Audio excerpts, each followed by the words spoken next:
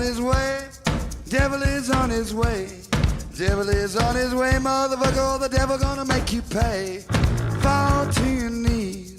Devil is on his way. Fall to your knees. Devil gonna make you pay. Fall to your knees. Devil is on his way. Mountain Murders is an Appalachian true crime podcast. Some content may not be suitable for all listeners. Listener discretion is advised. We say fuck a lot. Hey, y'all. Welcome back to Mountain Murders. I'm Heather. And I'm Dylan. Hey, Dylan. Hey, Heather. How you doing? I'm doing fine. How are you? You know, I'm hanging in there. Hanging in there. Hanging in there. You're like the little kitten on the motivational Just hanging by a poster. fucking thread.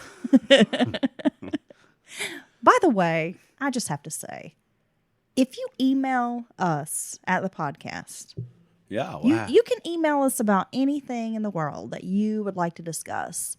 But do not email me and say, I wish you wouldn't use foul language. Oh, no. Because I've been thinking about this. We've gotten emails in the past, and we had one recently where the person was very upset, Dylan, that we say fuck a lot. Fuck. It makes us sound ignorant and trashy. Oh, we just go around and be like, hey, fuck. But you know what, Dylan? What? I'm not ignorant, but I am trashy. So I'm like, I'm sorry, I'm not going to change who I am. We You know- make the announcement in the beginning of the show. It's true. And if you don't want to hear fuck, then you probably shouldn't listen to You know, us. there Just cer- saying. certain studies have proven or pointed to the fact that people who curse a lot are actually highly intelligent. Yeah. Studies sponsored by me. Also, it's 2023. It's not 1903. Well, look, here's the So thing. Here's the thing. I'm not going to change my speech patterns Here's what I do when I turn on a to suit your podcast. needs. I apologize for that. And I don't but like the not way really. they podcast. I don't, maybe a voice aggravates me or the subject matter, what their delivery. You know what I do? I just turn it off. I don't have to leave a nasty message. I know, right? I don't have to leave a 1-star talking about, oh, well, your audio. But like, yeah, it's fucking DIY, dude. I mean, yeah, our audio has sucked in the past pretty bad. Yeah, we feel like we're kind of decent now, because you can hear me talk like this. Oh, yeah, sure, you're right. Damn. I just wanted to say that. It's like a Barry White. I'm glad you said that, Heather. I just wanted to let everyone know. Well, I think everyone knows that we do say fuck a lot, and we I try not to drop the GD bomb. Honestly, I try to keep out of it more than fuck, because I feel like, I'm trying to be respectful to people that would offend. And when I say that, I apologize, because I don't want to, just be like, I don't want to do that. Well, hell far, Dylan. I would like to give a big shout out to today's sponsor, Jeanette, who topped out at our highest tier. You made the call, Dylan. You called for a sponsor. You were like, who wants to sponsor this week's episode? And Jeanette just slid right in and became our newest patron. Thank you so much, Jeanette. We hope you enjoy the bonus content. And Jeanette even joined the Discord fam. Jeanette's been a long-time listener and supporter of the podcast, and she has turned on several friends to the show. Wow. One of her good friends, Kristen, received some of our stickers and magnets, some of our new merch Oh my gosh, our listeners that we were so, giving away on Instagram. They're so lucky to get some of our stickers. Goofy. No, I love the stickers though, and you have some more stickers and magnets. So Dude, they look really good. I'm need to do excited. something with I think those. those stickers look really cool. all right, if so I here we do are. Say so myself. I have not even had a chance to be plugged into the true crime world lately. It's just been a whirlwind of activity. We and definitely need a true crime recap. a recap. Well, I was going to say it, but I didn't. You should. We do need to This Wednesday. discuss some happenings, because I know there's been some movement in the Coburg. Isn't that his name? Coburger? Whoever the dickhead guy is that killed those people in Coburger. Iowa. Yeah, that piece of shit. He finally he told everything that happened. He's told the truth, and he's fully repented. And that's not true at all. No. He thinks he's smarter than everybody else. He does. So there have been some interesting developments in that case. there's been a lot going on. So we really do need to play catch up on some of our true crime news this week. But not right now. No, Dylan, I have a case. It is a Maryland case. Quite a, I guess, how do I say this? A well-known case in the state. Okay. Yeah, so we are going to just get in the car and take a little road trip Let's go up Maryland. up to Maryland. Let's go through our great nation's capital. Are you ready, Dylan? Yeah, I already started. Tracy Lynn Kirkpatrick was born June 9th of 1971 to parents William, he was known as Bill or Billy, and Diane in East Liverpool, Ohio. She was the third of 4 children. She had 2 sisters, Angie and Deonda, which is a cool name. That's a cool name. And a brother named Jack. Later, her family would move to Point of Rocks, Maryland. Located in Frederick County, it's a small town seated in the west end of the state by the Virginia line on the north bank of the Potomac River. Point of Rocks is a small town where almost everyone knew each other and people didn't worry much about locking their doors. I've lived in communities like that before. You know, you have to go, somebody be like, oh, go by my house and grab such and such for me. You don't even worry about it. You go in whatever their main entrance is, be it at the back of the house, the porch, side porch, whatever. And yeah. Yeah, I've known folks like that as well, Dylan. I just call them up and I'm like, I'm in your neighborhood and I really got a piece, so I'm going to your house. And they're like, have at it. The door's unlocked. Wow. Yeah. Thanks, bestie. Point of Rocks was an idyllic place to raise a family. Bill was a truck driver. Then he took a job working as a Volvo mechanic. And his wife, Diane, worked in retail, eventually making her way up to management. Tracy has been described by those who knew her as smart, shy, introspective, a compassionate heart with a feisty attitude. That's what her sister said. Diane remembers her daughter as a happy little girl who was always smiling. A neighbor talked about Tracy with fondness, saying she was not a regular child. People just knew she was special and would go on to have great success. She's got the X factor. She's got it, Dylan. She's got that personality that shines. That, you know, people notice her. You know, when she comes into a room or is out in public. Just a happy person, great energy. She advocated for those in need and loved animals. Strong-willed, Tracy was determined to put herself through college and worked 2 part-time jobs to save money while an honors student at Brunswick High School. Tracy's sisters played sports, but she wasn't really athletic. Tracy did play softball for a season, but decided it wasn't her thing. She liked academic pursuits, and she also had an artistic, creative side. Well, so working 2 part-time jobs, saving every dime you can toward your college, and staying on the honor roll. Yeah. That is a full plate. It's impressive, right? It's very impressive. Billy said his daughter had an interest in modeling, though she didn't like having her picture taken. He said, quote, she loved taking pictures, but she would not let you take a picture of her. She was very attractive with a contagious smile. On the drive to school, Angie, her younger sister, remembered Tracy listening to loud music and kind of dancing and like cutting up behind the wheel. So it was like a really good memory for her. I'm a very good car dancer. I'm a good car dancer. I'm just as good. You know what, Dylan? We do a great car concert. It's true. We sing, high volume, we dance. We cry. We're like, we're getting it. Like people in the vehicles around us notice the party we're having in our car. Yeah, they'll be like, how's that guy not getting whiplash swinging that big melon around? I know. It's great. All we need is like some popcorn and soda. Keep blacking out, coming in and out of consciousness. You're funny. She liked making people laugh. Her GPA always fell between 3.75 and 4.0. She had a natural intellectual ability. And from the time they were children, Tracy had always enjoyed playing school. She would always be the teacher. She had her little chalkboard. She would assign homework to her sisters. And she was really good at it. Did you ever play school when you were a kid? Oh, yeah. Of course. Why do I feel like your sister Carrie was the teacher? Yeah, well, and she probably bossed you around. Well, she did. Till I got a little size on her, you know. Tracy's older sister Deonda was quite popular and made friends very easily. Tracy expressed on more than one occasion how she wished she was more outgoing and could be like her sister. Yet Deonda was envious of Tracy's academic success.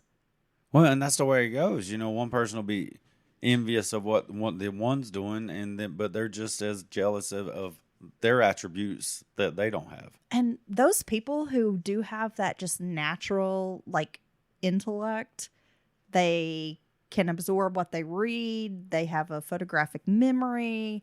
They don't even have to study and they ace a test. Right. I've always been super jealous of those people. Well, yeah, they make it look easy, but Right? I think it's just they're wired a certain way to, that makes them perfect for the academics and such.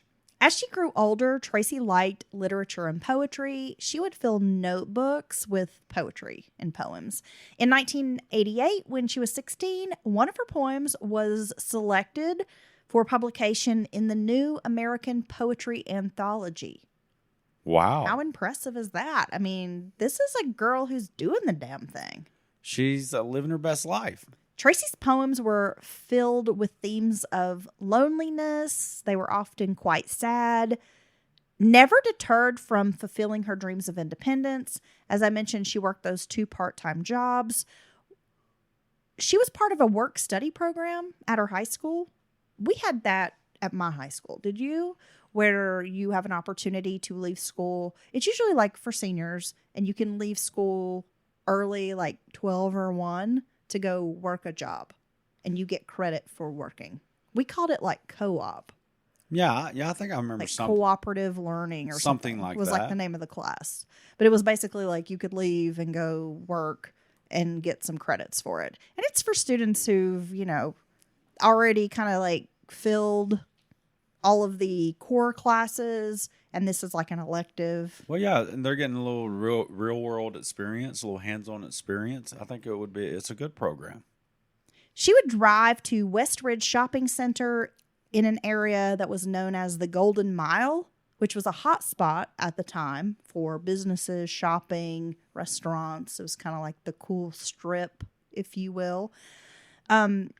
And so she would leave school at 1 p.m., go to her first job, and then around 4, she would go to her second job.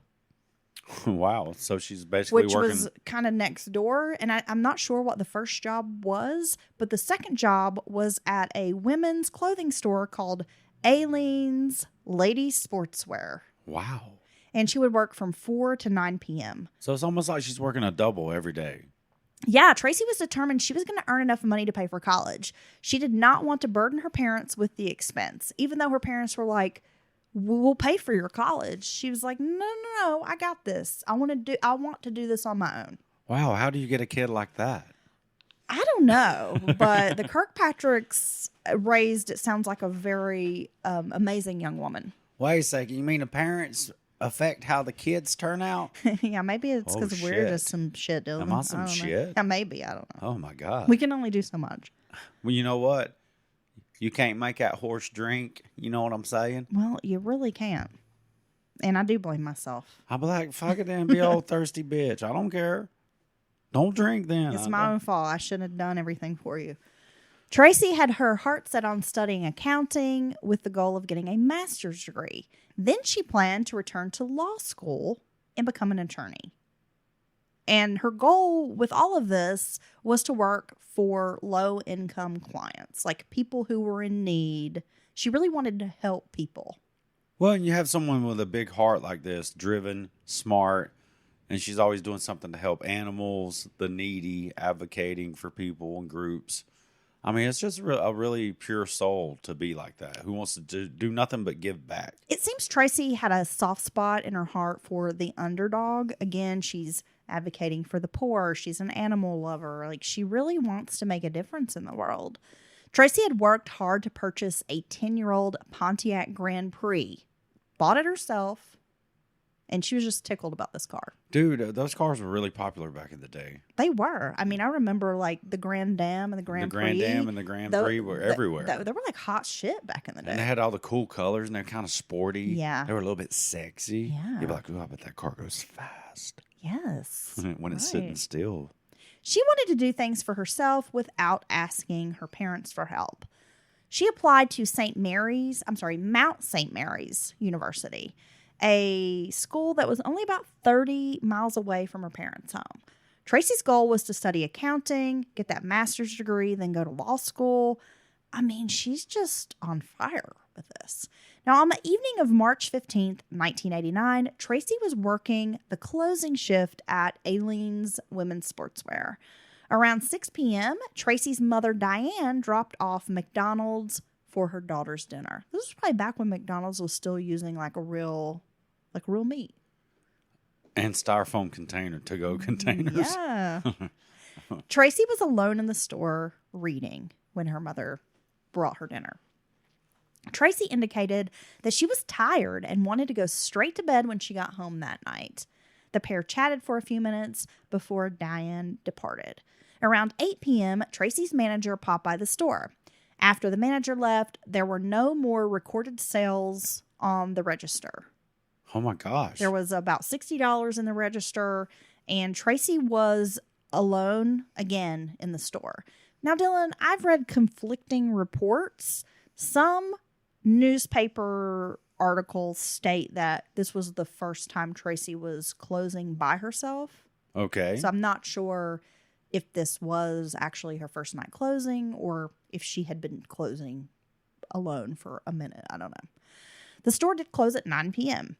A security guard named Don Barnes Jr., who was also a Frederick County Sheriff's deputy, so he's moonlighting as a security guard at the shopping center, he begins making rounds.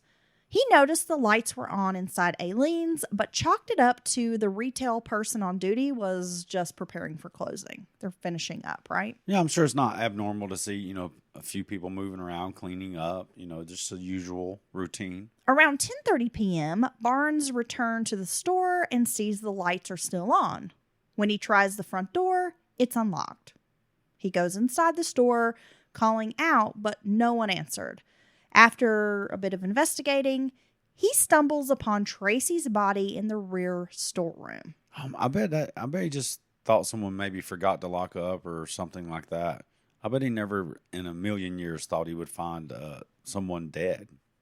No, I think in the that's back of the store. Probably the last thing that people are expecting. She'd been stabbed. He called 911 for help. At home, Tracy's parents were beginning to worry about their daughter. Tracy had a strict curfew, and I should also mention the girls were not allowed to date until they were 18. Oh.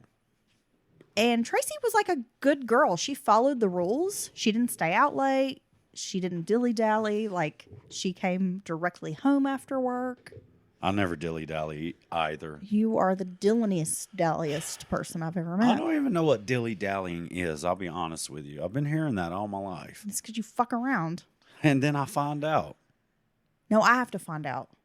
Right over there. As I'm waiting on you for hours. Right over there is where I fucked around, and right over there is where I found out. So, Tracy would typically leave work at 9 p.m., and she was home by 9:30 most nights after she drove out to Point of Rocks. So she's always on time, always following her schedule. She always has a heavy course load with work and school and academics. And she's working 2 jobs. And it's not like she doesn't mess around. She is goal-oriented. She's hyper-focused on her future. The night before, however, Tracy had car trouble. Her dad had to drive into Frederick to jump Tracy's car battery because it was dead. And when she didn't make it home, Billy and Diane assumed she was having car trouble again. They decided to drive to the shopping center following Tracy's usual route so they could see if she was stranded somewhere. If she was on the side of the road, they hoped, they'd be able to spot her and pull over and help their daughter. And you got to remember, this is 1989, so this is way before people had cell phones. Yeah, and that's what you did. You would go the path you would expect they would be taking, see if someone's broke down, had a flat, had an accident. At 11 p.m., the Kirkpatricks arrive at the shopping center. When they pull in, they see a flurry of lights surrounding the store. The place is crawling with law enforcement. No, that's the last thing you want to see when you're hunting your loved one. Oh, yeah. I don't even want to know what this feels like. Your stomach would just drop. Yes. Billy thought worst case scenario, his daughter had been robbed. But Diane jumps out of the car. She runs to the front of the store shouting, "Tell me nothing happened. Tell me there's nothing wrong with her." Oh, my God. Sadly, law enforcement had the difficult task of informing the Kirkpatricks that their daughter had been murdered. I mean, what do you even say? And can you imagine police that have to share this moment with family after family after family? I mean, It's traumatic. it's traumatic. That's why everybody. PTSD runs rampant in all emergency services. It's true. Because police a lot of times, and paramedics and firefighters see the worst of people They really many do. times. They see the most violent, heinous things They people do. to And each then other. they have to, and they have to stuff all that down and be professional yeah, and let they their have training kick in. to discuss these horrific situations Well, yeah. with victims' loved ones And- at like the very worst I mean, this is when people are at probably their lowest point. Yeah. So they get to share that energy over and over with yeah. people. It's tough. I And mean, I- it takes special people to do that kind of work. And I know we but we don't like incompetent and bad and hateful cops and stuff. Well, I don't like incompetence from anybody. Well, no, but I'm saying we give cops down the road from on cops here. or the person at the drive-through who gives me the wrong order. Like But- I want people to do their best all the time. That is individualistic. That's not all. We would never blanket statement. Because I think a healthy society needs community policing and Well, you needs do. cops. Well, you do, and there are a lot of people out there doing good work. And like I Yes. said, it takes special people to do this. Hey, cops, we back the good uns. Are you done? Yeah. The attack had been brutal. Tracy was stabbed 22 times in the neck, arms, head, back, and chest. My God. She had 3 separate skull fractures. Her vital organs were punctured, including her lungs. She died from massive internal bleeding and trauma. The weapon was a single-edge knife.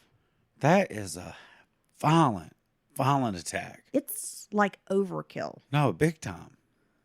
Police felt Tracy had to know her assailant, as there were no defensive wounds or signs of a struggle. Investigators found no motive for the murder. There was no robbery, no sexual assault. That money, the $60, was still in the register, as well as the receipts from that evening. Near the rear hallway where the store had a loading dock, a few blood droplets were discovered. Police speculated the killer had escaped out the rear exit after murdering Tracy in that stockroom. Tracy had been killed sometime after 8 p.m. when her manager was present, and sometime before 10:30 p.m. when Barnes discovered her body. So that's a 2.5-hour window of time. Well, that's a pretty big window. That is a big window. In an environment like that, a shopping, kind of mall shopping center setting, because especially after closing, there's not a whole lot of people around. People, not many chances for a witness. Yeah, and it's a perfect time to kind of sneak around, The murder of the honor student shocked the community. Tracy's case went cold fairly quickly as police had few suspects. Tracy had gotten back together with a former boyfriend the night before she was killed, but he was ruled out as a suspect. Now, Dylan, this is when things kind of take a strange twist in the case. Oh, really?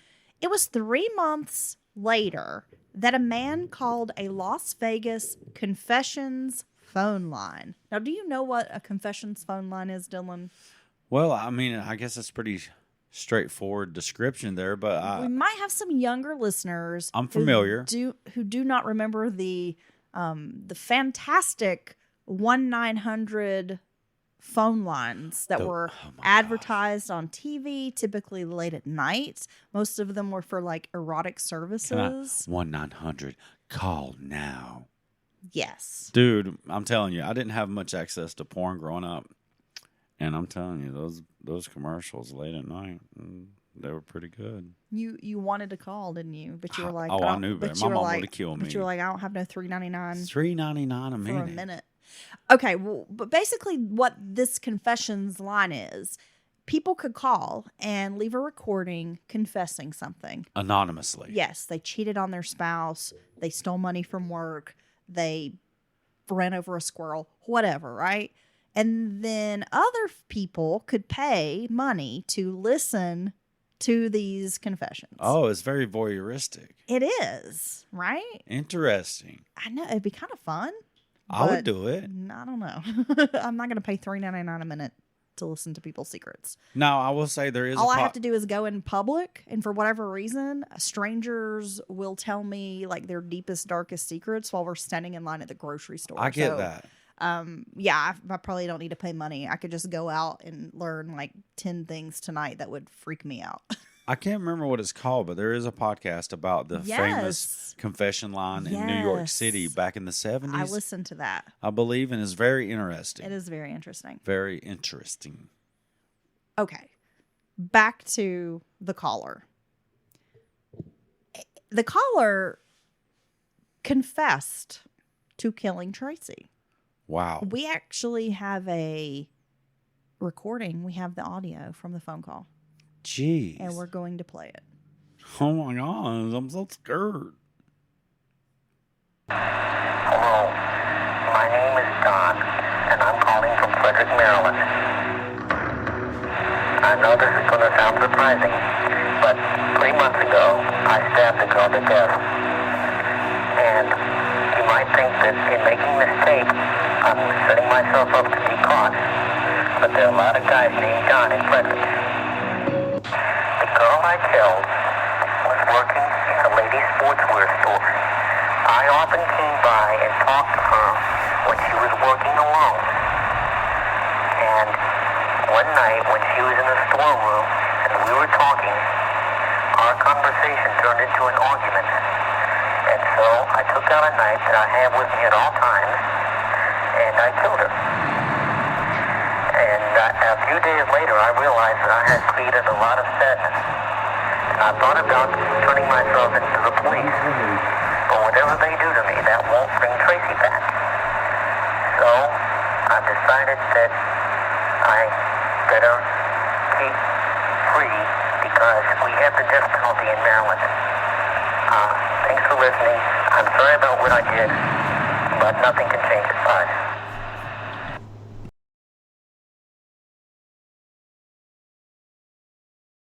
Dylan, what do you think about this call?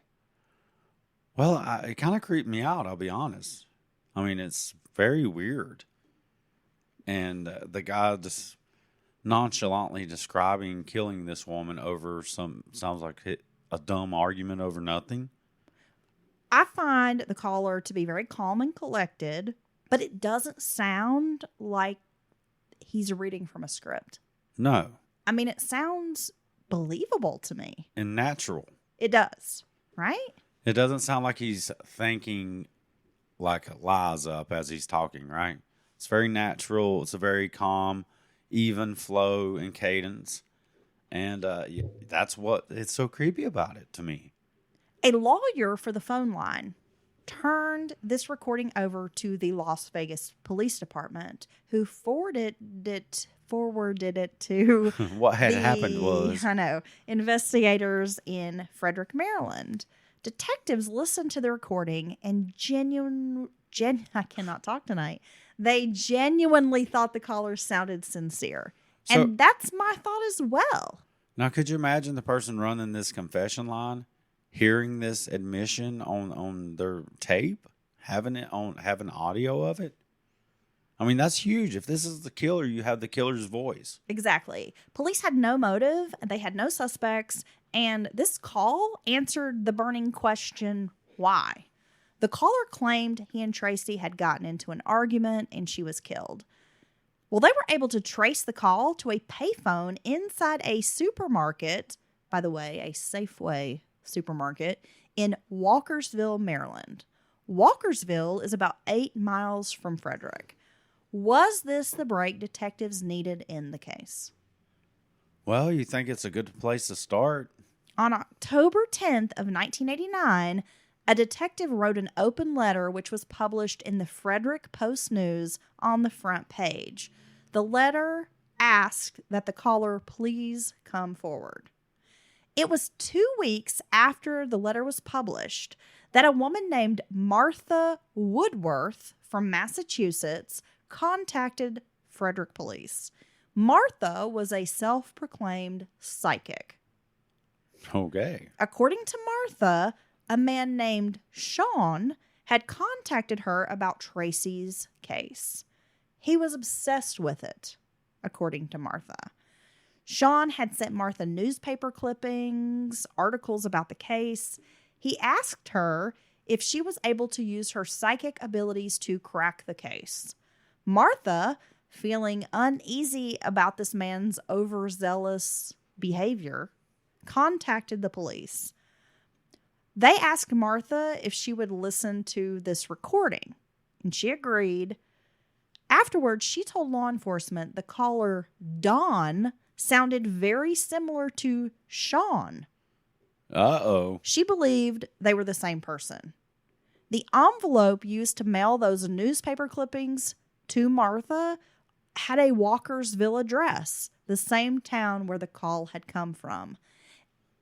And strangely, this Sean person is calling himself Dawn in the recording. Like, my name is Dawn. I'm from Frederick, Maryland. I killed this girl. Dawn is also the name of the security guard who discovered Tracy's body. Oh, that's weird. Well, we're going to talk more about that. Now, a year later, with few leads, investigators decided to ask 4 local radio stations to play the confession tape in full. Because when this comes in, it's been a while.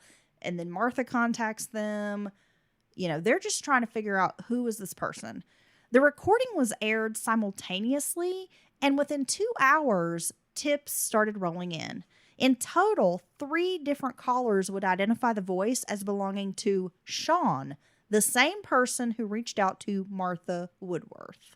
Armed with more information, investigators decided to pay this Sean a visit. But guess what, Dylan?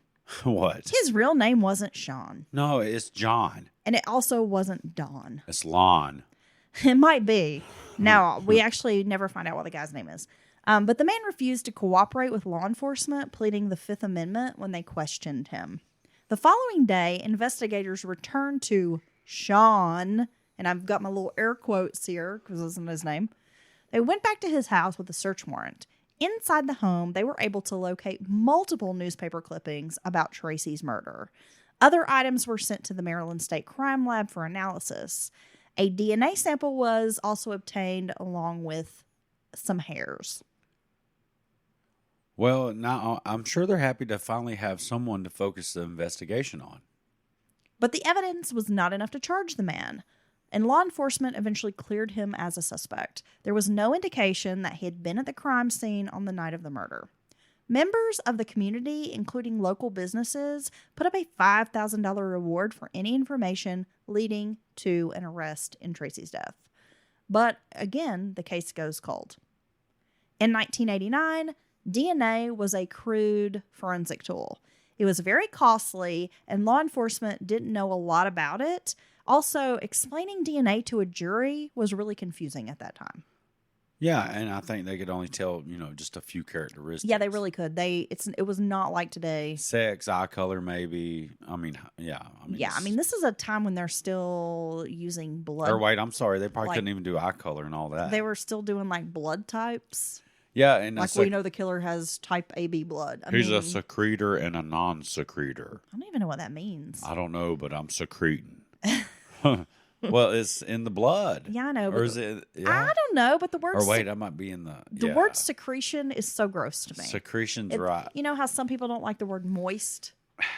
I knew you was going to say moist. I don't like the word secretion. I don't like secretion, and I do not like the word discharge.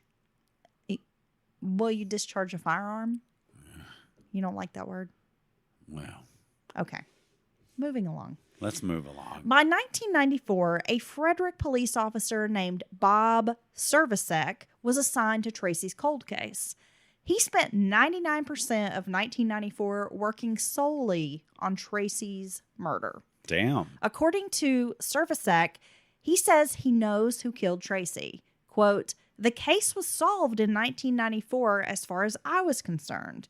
Servicek believes Tracy was killed by a friend. And that's why there was no struggle, and they surprised her. Based on circumstantial evidence, Servicek said there was more than enough for an arrest and conviction. He said, quote, "What derailed the process was politics and personal agendas. Certain individuals did not do their job and derailed the case. There was never a murder weapon recovered from the scene. Tracy's car keys, her wallet, and store keys are still missing to this day." Well, what the hell? When evidence was brought forth in 1994, the family pushed to bring charges via a grand jury. But the deputy state attorney, who was then a circuit court judge, refused to move forward with the case. To avoid a suspect being protected by double jeopardy, the indictment was not pursued in order to give future investigators the opportunity to obtain more evidence, particularly like physical evidence related to DNA, that kind of thing. Right. They just wait until maybe some new types of, new techniques come out. And maybe their sample's degraded, not a very good sample. But, as they improve, they can get more and more information from, smaller samples. Over the years, rumors swirled that Deputy Don Barnes Jr., the security guard, was a prime suspect. He was the person who found Tracy's body. His father, Don Sr., was known as the singing sheriff. What in the because world? of his musical talent, and he also had a country band. Yeah. Due to his father's role as sheriff, many think that Don Jr. was not properly vetted as a suspect. There were some whispers that on the evening of Tracy's murder, Don Jr. showed up at his ex-wife's house needing to change uniforms. There was a period between 9 p.m. when the store closed and 10:30 p.m. that Don Jr. couldn't account for. That's a good solid hour and a half. After Tracy's murder, it has been reported that he moved to Egypt, then Florida. Okay. Well, it's almost, at least it doesn't look like he's running from something. The case gained more attention nationally in the 1990s when it was profiled on Unsolved Mysteries. Now, that show was very popular, Unsolved Mysteries. Robert Stack. And those cases, there's so many cases that were featured on Unsolved Mysteries from when I was a child that I remember to this day. Yeah. Like, that show is very impactful. Totally. Right? By 1998, a DNA sample from the crime scene was submitted for testing. However, it was a minute amount and was considered insufficient to develop a DNA profile of the killer. Samples have again been tested in 2003, 2009, haven't really yielded much as far as results go. Well, I gotta say, these investigators, you can't say they're not trying. They are trying. Over the years, the case has been presented to 2 cold case review panels, a national panel, and also a mid-Atlantic regional panel, in hopes that maybe fresh eyes might see something from the case files. They would have some input, some suggestions. Tracy's case was also submitted to the Vidocq Society, I think that's how you say it, which is a group of investigators who review cold cases internationally. So you have like an international panel. I thought it was like the Illuminati. Maybe it is. I don't know. The Vidocq Society. Now, the family was deeply impacted by Tracy's murder. Diane and Billy moved from the family home because it was too painful to stay there with memories of their daughter. Diane quit her job and became a bit of a recluse after the murder. She told a newspaper reporter on the 30th anniversary of her daughter's murder, she said, "Why? Why? We are never able to put that question out of our minds." Their whole life they'll have a hole in their heart.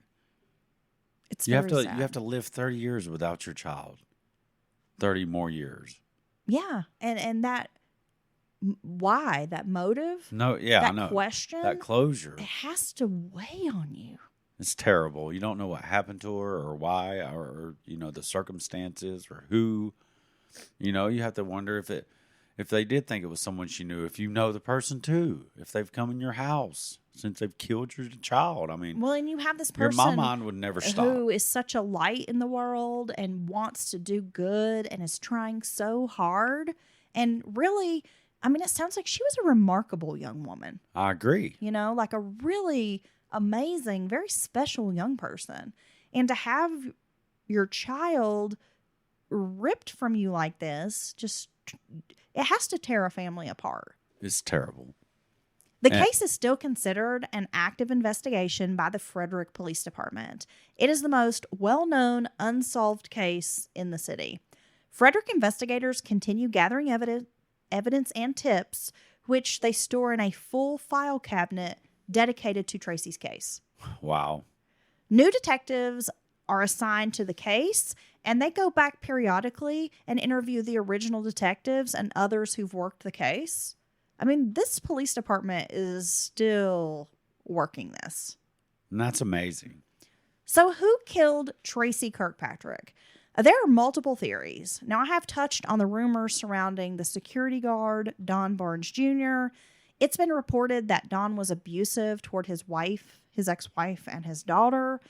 His father was the sheriff, which leads many to believe a cover-up took place. And we've heard from a member of law enforcement that there were politics and personal agendas.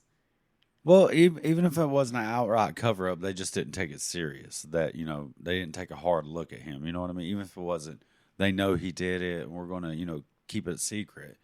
They just didn't, do the proper job. And just because you're the sheriff's son, you're the person who finds the body, which is right behind a spouse, as having a hard look at you when someone's found dead. Oh, there was a similar situation here in our county where we live. Right. Where a law enforcement officer's daughter reported that her boyfriend had shot himself. But she called her mom first, and there was like a whole 45-minute window before her mother called and reported it. He shot himself 7 times. It's the craziest thing I ever seen. Yeah.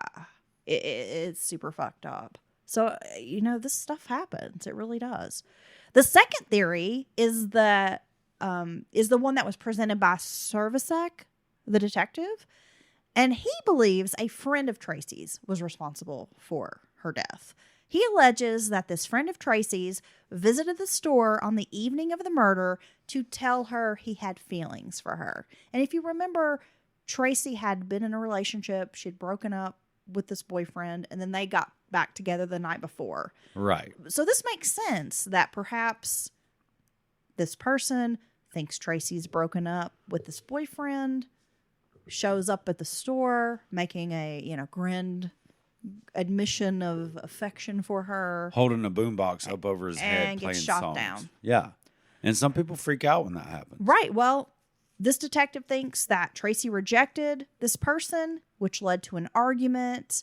And the detective wanted to bring this before the grand jury. And he did have 2/3 of the votes to indict, but the state's attorney declined to prosecute the case. What in the world? Because again, we got to wait for more physical evidence. Well, I mean, But circumstantial evidence is evidence. Well, if it keeps piling up, then at some point it is just evidence. A third theory that has surfaced over the years is that Tracy is the victim of the I-70 killer.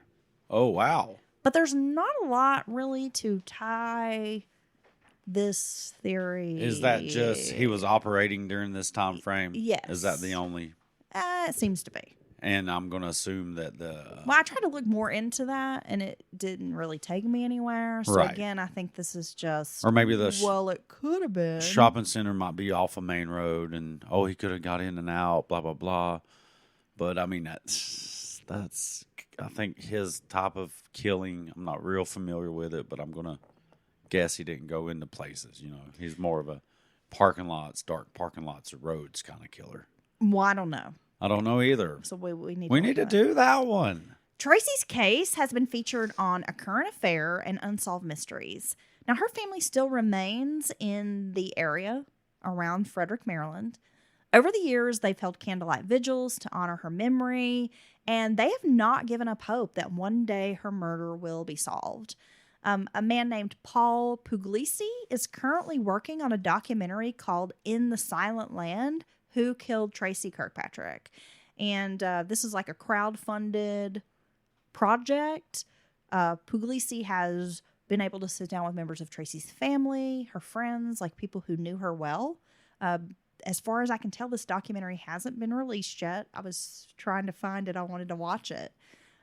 So that's something to be on the lookout for if you would like to know maybe more about Tracy's story. I would definitely like to catch that. If anyone has information regarding Tracy's case, you can contact the Frederick Police Department at 301-600-6219. Just based on my knowledge of true crime, Dylan, it seems to me that this was like an opportunity and an unplanned, because it seems like a frenzied attack. Right. It seems like a frenzied attack. It almost seems like someone killing for the first time. Yeah. And their drive to kill, obviously, some deep-seated rage or hate for whatever reason. And it's almost like they unleashed it. And, then, like you said, a crime of opportunity, murder of opportunity. I don't know. It's unfortunate. I don't think we ever will know. Even though this police department has tried for decades to solve this case. Well, let's hope that one day Tracy's family has answers. Well, and that's what we always hope for. That the family gets answers and closures, because I just can't even imagine what they've lived with for decades. Yeah. So what do you think, Dylan? You have any thoughts?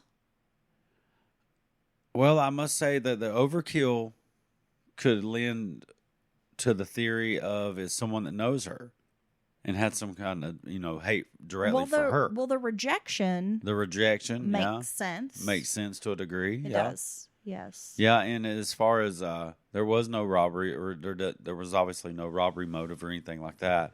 And someone who's looking to rob, even if they do end up in an altercation and someone gets killed, they're usually not stabbed 22 times and multiple, sounds like blunt force traumas to the head as well. So, yeah, I don't know. It seemed kind of personal.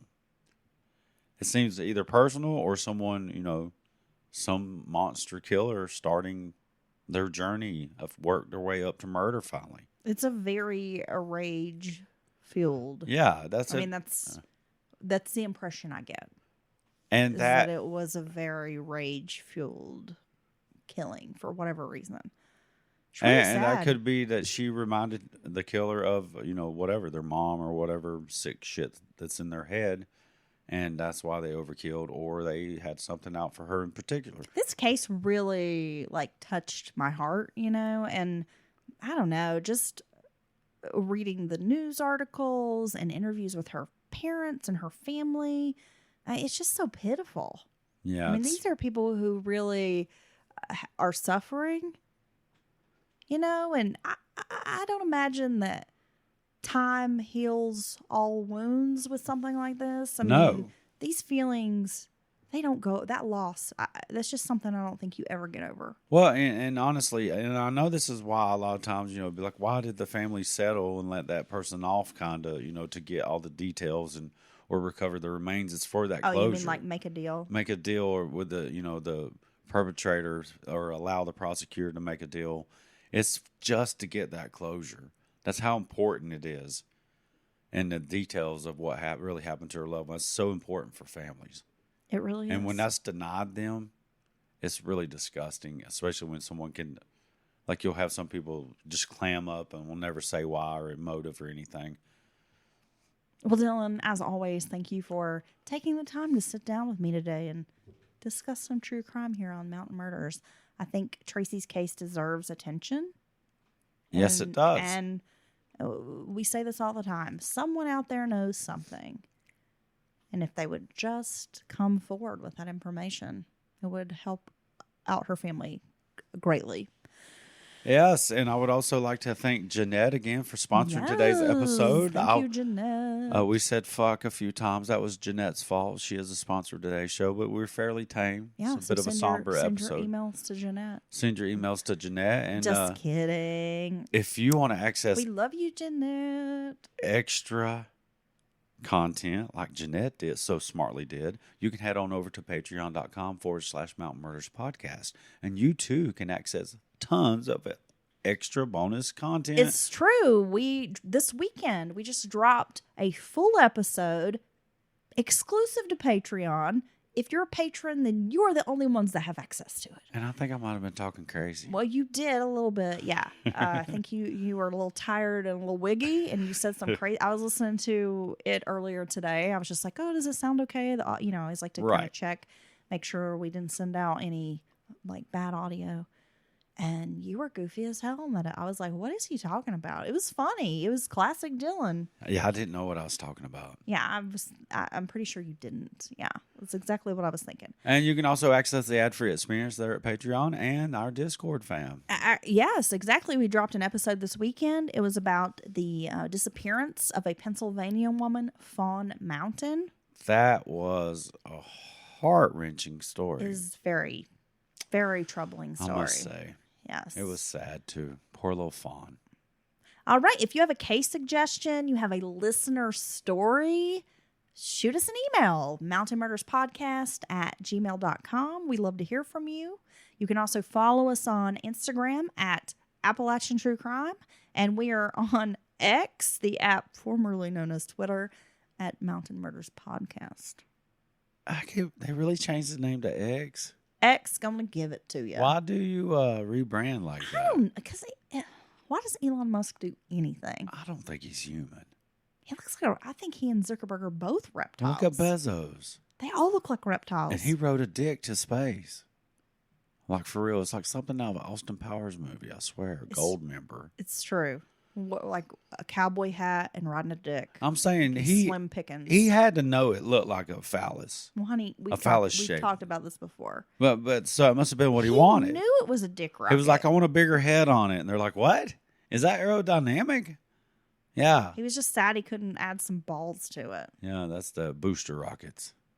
All right, we'll end it right there, and we will see you. We got to do a recap, and we're going to do it in the middle of the week because we're getting crazy around here. Or we're just going to stick to a schedule. That would be nice. Well, that's called a schedule, too. And we will see you again on Mount Murders Midweek. Bye. Bye.